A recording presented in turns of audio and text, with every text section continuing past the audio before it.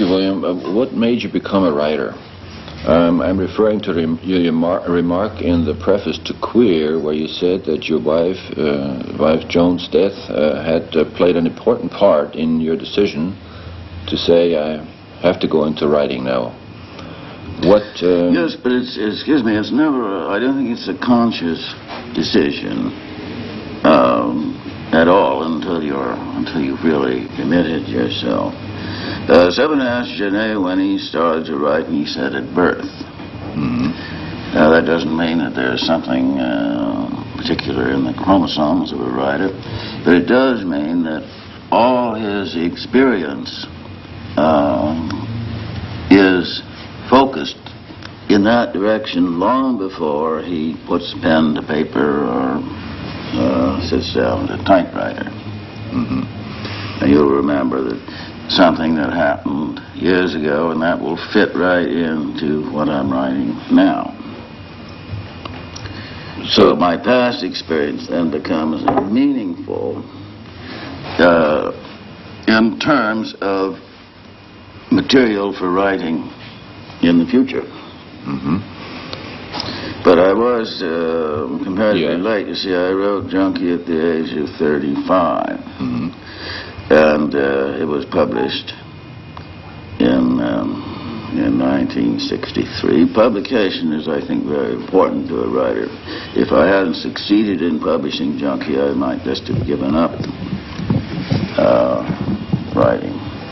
What do you think the fact or the state of death represents? Is it just an end of something, or is it a transition, or like when we mentioned books like the Tibetan Book of the Dead and all that, do they indicate that there is more than we normally realize in our culture? Please don't use we. It depends. There are all kinds of attitudes. No, I mean in our culture towards death. Well, as I said, Kim had never doubted the existence of gods or the possibility of an afterlife. Mm-hmm. And Kim is my alter ego and spokesman, like Larry speaks. He's the White House spokesman. Yeah. Well, now, however, the Egyptian and the Tibetan Book of the Dead are quite different, because the Tibetan book was based on the premises of reincarnation, whereas the Egyptians had no concept of reincarnation. But they believed in death after or resurrection, because they kept their mummies. Yes, but only those people who had mummies could resurrect themselves. They needed a body. They needed a body. That's why the Egyptians took to Christianity like a vulture takes to carrion. It's the resurrection of the body. Mm-hmm. This whole mummy concept, which I find,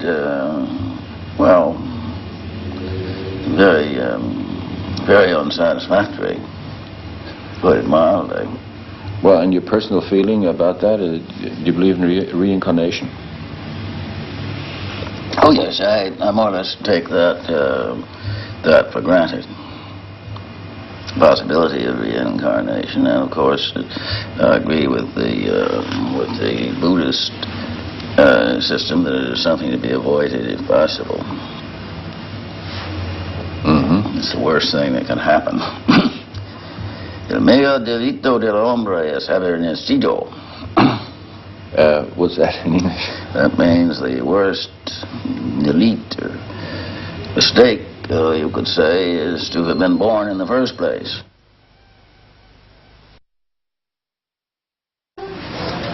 All right, let's get back to the subject of the writer. What is the original feel of the writer? What mechanisms should he consider, work on? The word should never arise. Yeah. There is no such concept as should with regard to art or anything unless you specify. In other words, if you're trying to build a bridge, then you can say we should do this and we should do that with respect to getting a bridge built. But it doesn't float in a vacuum. My feeling about art is that one very important aspect of art is that it makes people aware of what they know and don't know that they know. Now, this applies not only to all all creative thinking. For example, people on the seacoast in the Middle Ages, they knew the earth was round. They believed the earth was flat because the church said so. Galileo tells them the earth is round, and nearly was burned at the stake for saying so. Cezanne shows people what objects look at seen from a certain angle and in a certain light. And literally, people just thought he'd thrown paint on canvas. And they attacked his canvases with umbrellas when they were first exhibited. Well, now no child would have any difficulty in seeing a Cezanne. That is, once the breakthrough is made, there is a permanent expansion of awareness. But there's always a reaction of rage, of outrage at the first breakthrough. And, for example, Joyce then made people aware of their stream of consciousness, at least on one level, on a verbal level. And he was at first accused of being unintelligible. I don't think many people now would have any difficulty with Ulysses. No. So the artist then expands awareness. And once the breakthrough is made, this becomes part of the general awareness. So it's a matter of seeing things in a new way, differently. Well, yes, but seeing things that are there. And well, I'm interested in of seeing. That takes me to the subject of a picture. Like we have an alphabetical writing.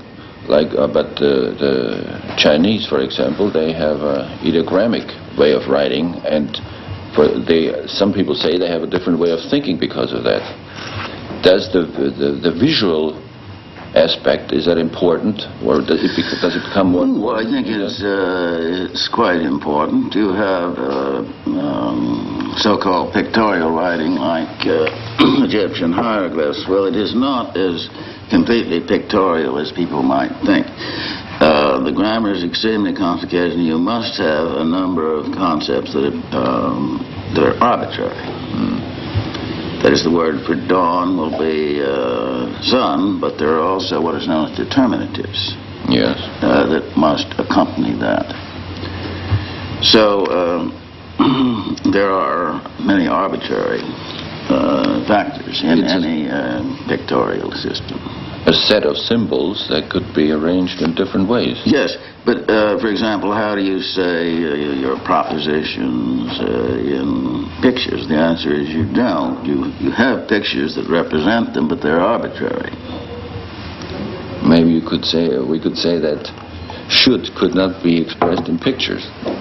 I don't think it could. Yeah. Sometimes I will ask someone, they were asking me something. I said, well, draw me a picture of it. If they can't do that, I said, well, then, where is it? What does it mean? I think that's an important of the visualizing things. Particularly for a writer and artist. Well, that takes us right into the subject of language, the way it is used in our culture, in the Western alphabetical culture, and techniques that have been found, like cut-ups, to counter the effect of a language becoming more and more abstract and meaningless. Well, yes, you see, I'd spoken about the artists making people aware of what they know and don't know that they know. That is, the cut-up is really much closer to the actual facts of perception. As soon as you look out the window, look around the room, walk down the street, your consciousness is being cut by random factors. Life is a cut-up. So the cut-ups are really closer to the actual fact of perceptions, of human perception, than, should we say, narrative, straight narrative, linear narrative. See, the cut-ups was not my idea, it was Brian Geison's idea. It's essentially a painter's idea, applying the techniques of painting to writing. This was the montage technique, which was pretty old hat, actually, in painting. Well, there's a theory of saying that all things are happening at the same time, and only because we live in a certain way of time, of looking at time, that we feel that it's all lined up in one line, coming from one point and going to another point. Well, yes, but this is chronological. Yes, but this is just part of the. I mean, it's integral in the part of the word medium. We know that things are happening simultaneously, but there's just no way of doing that on a page. You can't do it. If you try, it just wouldn't work. You could say, well, here is one column, this is going on at the same time, that is going on, and that is going on, but it's just not going to work. You can do it much better, of course, in painting. You can do it, come closer in cinema. Film. Yes. In the film, yes. A page, a printed page. Thank you. Thank you. How does it seem to you now? Good. Thank you. Does it seem to be persistent? Good. Good. Thank you. Thank you. Look at that picture.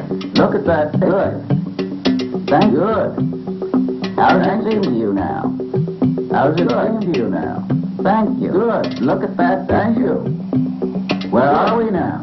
Thank you. Good. Seem to be persistent? Thank you. Good. Oh. Good. Thank you. Hello. Hello. That picture. Yes. Good. Thank you. Thank you. How does it seem to you now? Good. Thank you. Does it seem to be persisting? Good. Good. Thank you. Thank you. Look at that picture. Look at that picture. Good. Thank you. Good. Do you have any advice for young writers? Well, no, because advice that may be quite valid for one writer may be quite useless to another. Well, you've got to see it. If you can't see it, hear it, smell it, taste it, your reader isn't going to be able to see it. And, well, as Sinclair Lewis says, learn to type. And he also said something which I have found to be very true. He said, if you've just written something that you think is great, you can't wait to show it to somebody or publish it, he said, throw it away, it's terrible. And this is, I found to be true, quite true. I'll write something that I think is great, and I look at it a couple of days later, and I say, tear it into very small pieces and put it into somebody else's ash can. It's terrible. I guess I've destroyed, I don't know how many thousands of pages of writing. So, and then something that I wrote that didn't seem anything special at the time.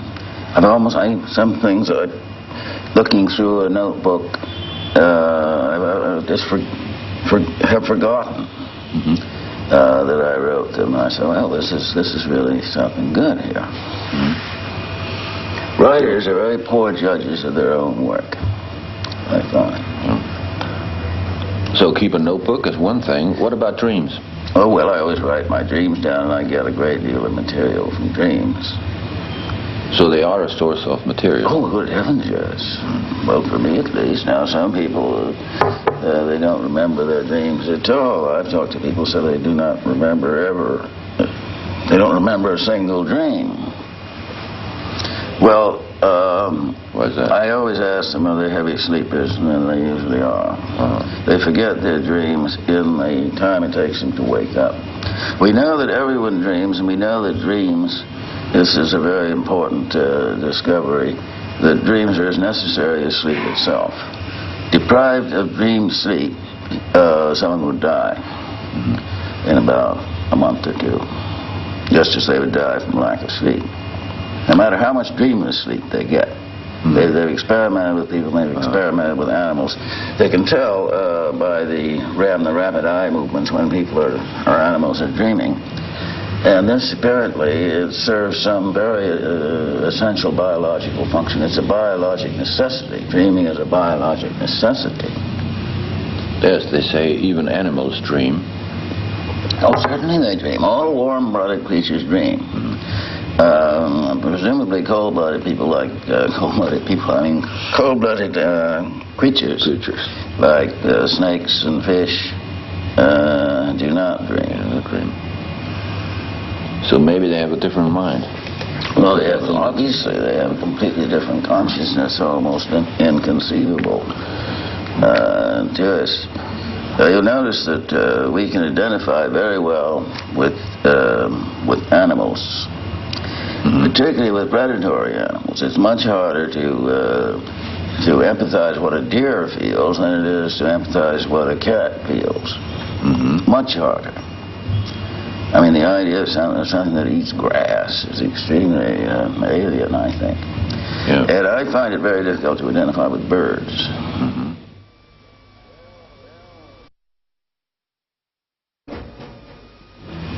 One German writer, Gottfried Benn, he phrased a saying that the word is the prick of the mind. That's how he put it. I'd like to get into what is the nature of word. You once talked about a field theory of a word. What were your findings there? I really didn't arrive at any valid conclusions at all, except that the word seems to be an organism. And also my guess that the written word came before the spoken word. Yeah. Is it a dangerous organism or just an organism? Well, it depends. It can become dangerous. It acts like a virus, that is, in that it replicates itself. Of course, a virus would not be recognized as a virus, can only be recognized as a virus by its symptoms. And a virus that produced no, should we say, pathological symptoms would not be recognized as a virus. The symptoms of the virus, where could you detect them when you, in words or language? Well, you could. One thing you could detect them is that it is compulsive and involuntary. It's very difficult for anyone to stop their flow of words. Most people don't try, but if you try, you find it is extremely difficult. So here's something that's happening against your will, actually. Yes, that's something that indicates an influence from the outside. What about the language of the mass media, or the political language, the demagogic language?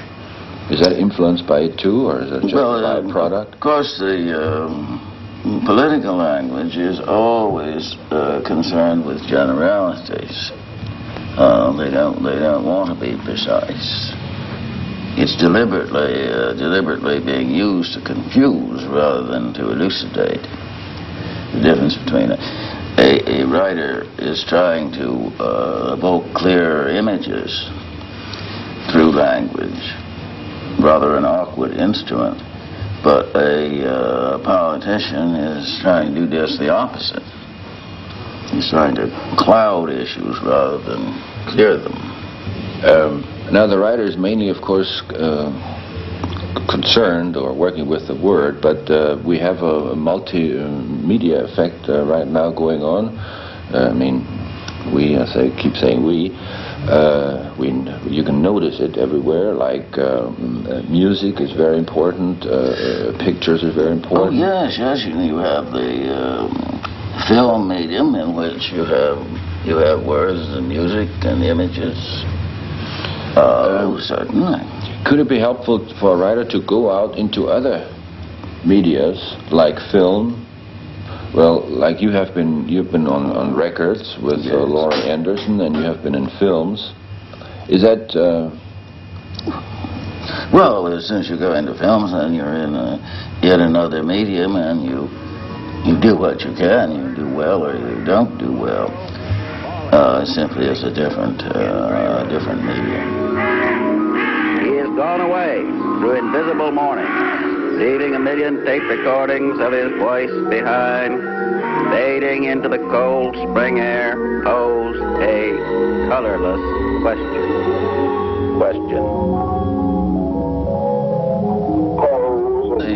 The lines between disciplines are breaking down everywhere. The lines between music and word, between painting and words and so on, and photography. There's a general tendency for the media, the disciplines to be breaking down, the lines to be breaking down. William, you did a lot of traveling. You traveled to South America. You lived in Mexico City, Tangier, or London for a long time. Do you think that traveling is important for a writer? That it adds to his perspective? Well, generally speaking, yes, but there are writers that don't seem to have any necessity to travel at all. Emily Dickinson, Beckett, you don't feel has any need to travel. It's all taking place inside. But certainly as a general proposition, yes, it gives you new perspective, new material, and so forth. And it also brings you in contact with other cultures. And Precisely, yes. And people who have had completely different conditioning. Can you travel in space? I mean, can you travel in time? Well, we don't. Well, we do travel in time, of course, all the time. We move back and forth in time. And I have found that there was a man named Dunn, wrote a book called An Experiment with Time, and he found that his dreams consisted not only of the past, but of future events as well. And I have found this to be true since I write my dreams down, and very often I will dream something that then later happens. So in that sense, yes, I think it would be easier to travel into the future in a real sense than into the past. There is a law of evolution that any change in an organism that involves biologic mutation is irreversible. As once a creature gives up its gills and gets air-breathing lungs, they can never get their gills back. The evolution is, in that sense, a one-way street. And that affects, that has something to do with time? Well, yes. Meaning you can't go back? You can't go back. You can only go forward. Well, it means that you can't go back beyond any change that involves a biologic mutation. I think many of your writings are good teachings in how to survive under hostile situations, whatever they may be. Does that have anything to do with your appeal for weapons? Well, yes, weapons are certainly one way of surviving in a chaotic situation. Generally speaking, of course, the whole matter of flexibility, being able to change and alter your thinking, etc., to accommodate the unfamiliar new situation. So that I would say at the present time, when we have an escalating rate of change, that flexibility is very necessary for survival, and therefore that all dogmatic ways of thinking are counterproductive so far as survival goes. Yes. If you can't change and the circumstances change, then where are you? Right. You're bound to be extinct. Yeah, you're at a disadvantage, a terrible disadvantage. Of course, there's a concept saying, which is very popular at the moment, when there are no weapons, then you have peace automatically, so to speak. But I think that threatens your ability to survive. Well, why don't you? I mean, what do they mean? They're always weapons. Right. Even your body, your fists are weapons. Yes, protect yourself. anything that you can pick up, a glass or a chair or any bottle.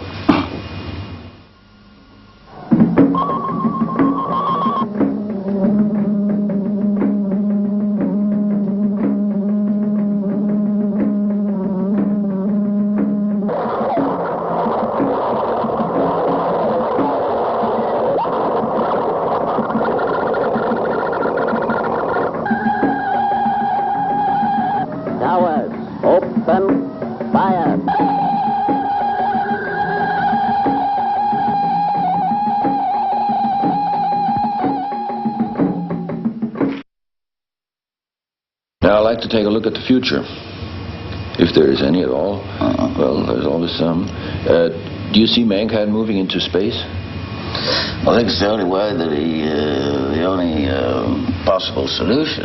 I don't say that they will, but it's the only way, I think, for them to go. There's no place to go except up and out. To move into space, is there any mutation necessary for man, or do you think we're equipped to go? I don't think we're equipped at all. That's the point. It would require a biologic mutation quite as drastic as was involved in the shift from water to land. But the possibility, the air-breathing potential must be there before the transition can be made. Otherwise, it's simply suicidal. And psychologically? Well, any physiological mutation is going to involve psychological, profound psychological changes necessarily. And do you see that taking place here already? Or is it very far away? Well, no, I don't think it's very far away at all. We know that if people, if the astronauts should stay in space, say, for 5 years, they'd lose almost all their bones. If you don't use it, you lose it.